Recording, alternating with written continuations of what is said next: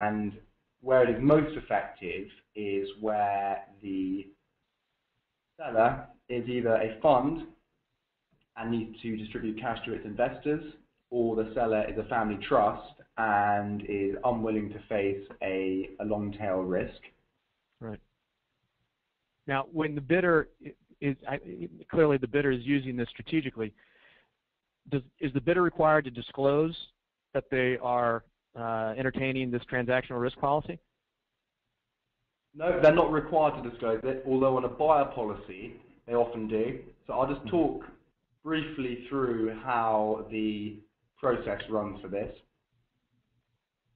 So we'll have a bidder who's identified a target asset. They know it's a competitive situation and they want to use insurance to make their bid more attractive.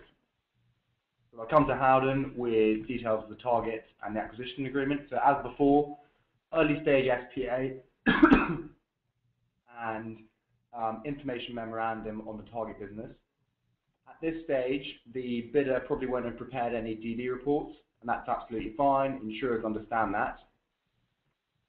We will then go to the insurance market and obtain indicative terms for a buyer side cover.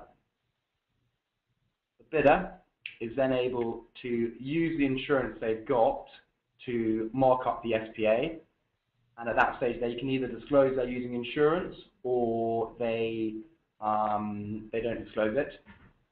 But the important thing is that the warranty cap could be right down at 1–2% of the transaction value, and then the insurance policy is providing the sole right of recourse, excess of that amount.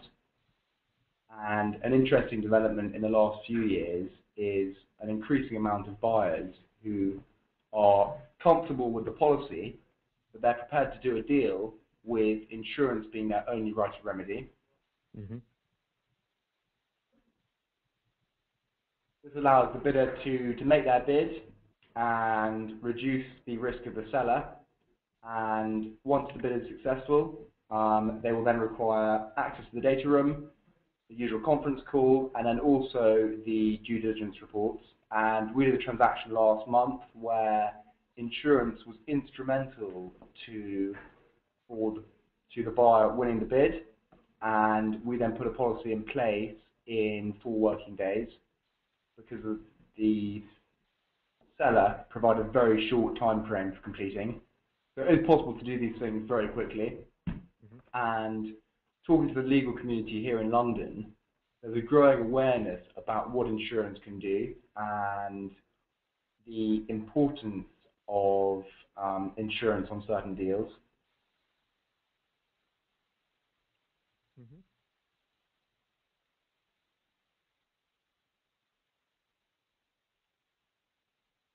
Just going out. The other side where we're seeing demand is from sellers recognizing that they can't meet the buyer's demand. And I'll just focus in on this here.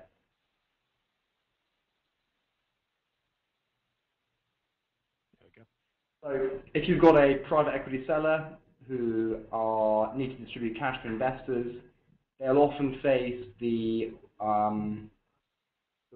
fact that, yes, they might not be providing lots of protection to the buyer, but they're probably going to face a price check.